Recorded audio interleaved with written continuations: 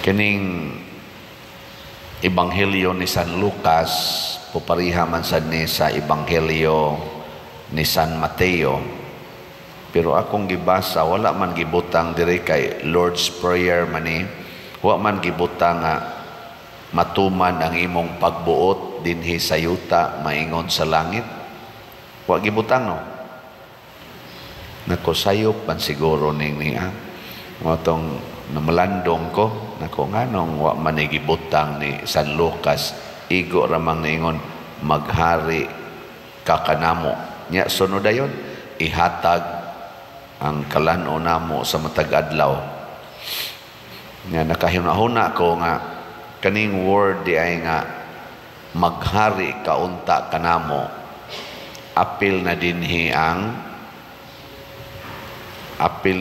ang pagtuman sa iyang kabubuton kay ang hari, ang pulong sa hari diha sa mga gingharian way makasupak. Inigsultis hari, mabitan na kung doon na gani hari, doon na ginay slaves or ulipon. Nya kung maghari na ang Ginoo nato, kung mahimo na siyang hari sa atong kinabuhi, ang mahitabo mahimo tang saman ulipon. Sige lingay mong tupad na ulipon kas Ginoo. Unsa man ang ulipon, mag-agad ra gyud unsay isulti sa iyang amo, sa iyang hari. Wa gina siya isupak ug moingon ang hari ambak din is building, ambak ra sana siya. Inigsulong sa mga kaaway, gadag, mga pana, mga bangkaw, mga espada, inigingos hari, dasmag, bahala nag mga tusok diris espada, sige yung dasmag. Ingon, uy, daghan namang patay, malang nga, sige, damag, yapon, sige, lang yung damag. Magpatong-patong na lang ng mga patay. Sige yung damag. Ikaduhang lingi sa imong tupad ko no, na magpakamatay ka para sa Ginoo. Nawa muling mao na yung mga buangon. Hoy, kasagaran nato ang atong gibuhat lahi. Imbis nga moingon ta matuman ang imong pagbuot, moingon naman hinuon tas Ginoo, Ginoo in taon tumana ang akong pagbuot. Maayo unta sa sakit ang akong anak, makapasar unta ning bugo kong anak. So pagkapasar nga bugo man himo ang bright ning akong anak nga tapulan bugo pagyud.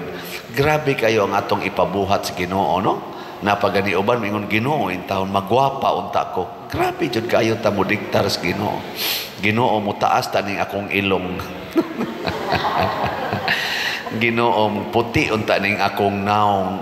Nya di man gyud mo puti ala inom ana mga tambal aron mo puti gid ang naong, hala nos-nos gid anang paputi is naong. Mamugos gid ta ba? Mamugos gid. Ginoo makauyab na unta ko. Wa jud ay kay uyab. Nya ini kauyab na puslan man ana may uyab la pahimuslan dayon, tinukhangay dayon, way mga kasal. Nya pasugo pre na sa Ginoo di ay. Kita na nagbuot nya ini kabuntis na Ginoo in taon luwas sa taon niya ako. Di pa ko ready, Lord. Uwaw kay Lord, uwaw kayo. Ginoo, uwaw. Anong ka tinukhangay mo? Saan mo nga? Grade 12 pa man mo. Di ba? Or grade 11. Labaw na grade 8. Sus, pagpakauwaw lang. Labaw na yung pare. Lord, luwas sa taon ko, pari rabay amahan ani na patay. Patay yung kuligtas pari. Nga naman kay nagbuot-buot mura na tag kitay amos Ginoo. Muna nahitabo ni propeta Hunas diri sa atong first reading. Gusto niya mga matay gyud ang tanang taga Ninive. Karon kay gipasaylo mas Ginoo 14 yang yaw-yaw sa daan pagyud ko imo kong gipawali ani mga animal kay mga tao unya karon imo silang pasayloon patyan na lang ko kana bitang ang imo bitang kaaway kana bang taong sigig pangaway nimo ba nya mao na noy makapasar nya ikaw na noy mahagbong Kana bang ginikanan ka sa imong anak nga buotan kayo pag-take sa board exam, nahagbong imong anak, kadto nung anak atong sige libak nimo mao noy nakapasar. Unsa may imong bation? Ha?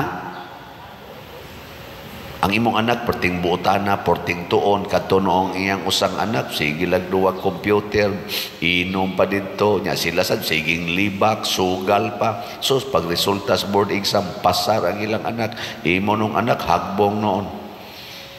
Saban, sa imo isultis Ginoo. Ginoo, patya na lang ko, wa kay ayo. Itong na ako'y kaila bitaw nga active kay sa simbahan, nga ni take o kuan mating ito yang kuanan bar exam nya ikatulo na rabaton yang take sa bar exam nya perti ginyang tuon active ko kay sa simbahan, member ani mga organisasyon nga sige yung serve simbahan. Pag take na sa bar exam ikaupat nga higayon ay katulo hagbong bitaw gyapon ang iyang kaila ba nga tao nga palainom pagyod, himabay pa, sugarol pa kayo, wa say simba-simba, pastilan, take one raman, mao manoy ni pasar.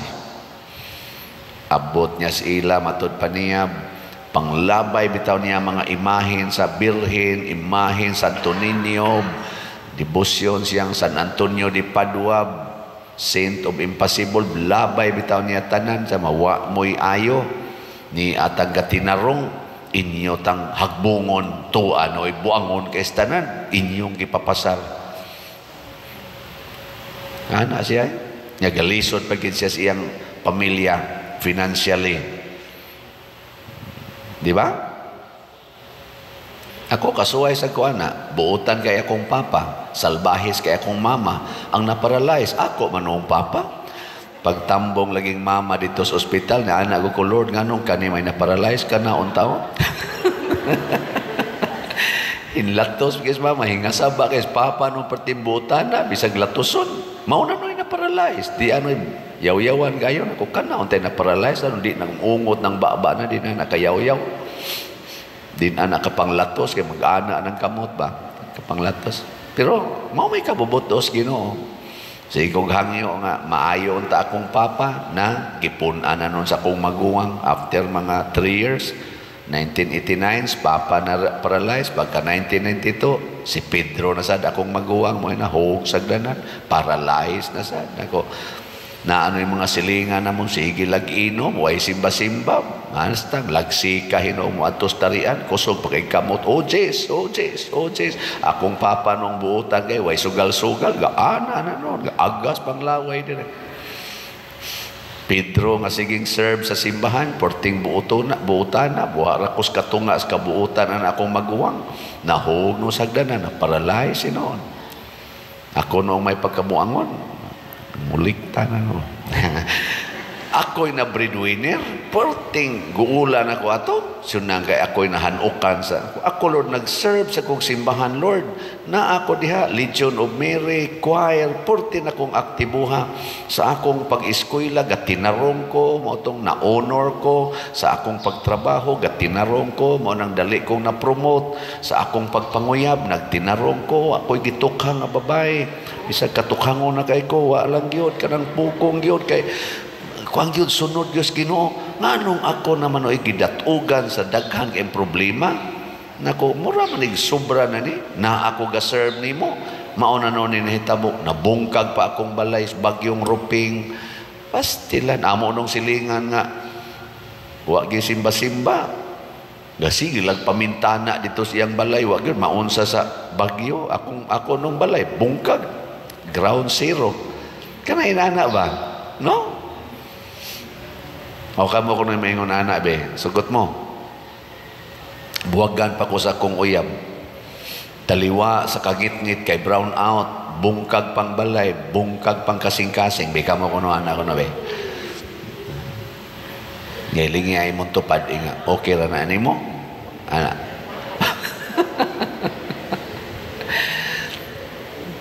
Pero ang nindot di ay kanang mudawat ta. Inigdawat na tos kabubuton sa Ginoo, ang Ginoo mo'y mubuhat og mga butang nga wa nato palandunga pero atong gikinahanglan.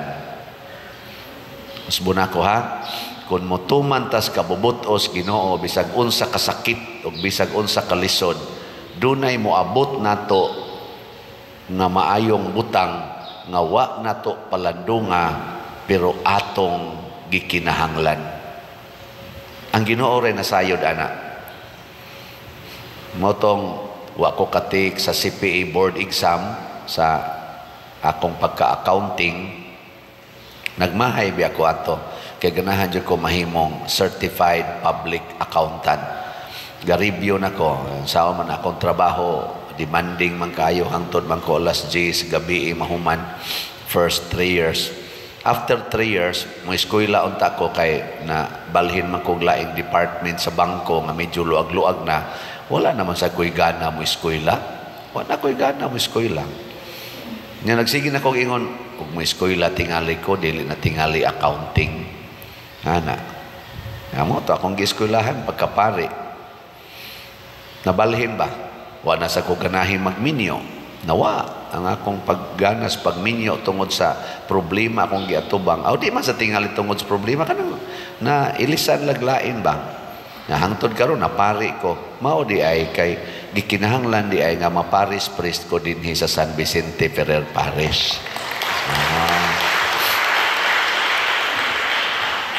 O ngano man nga anhi man jud ko ibutang aron mga panahona aron mamaligyag slat. Nindog tayo.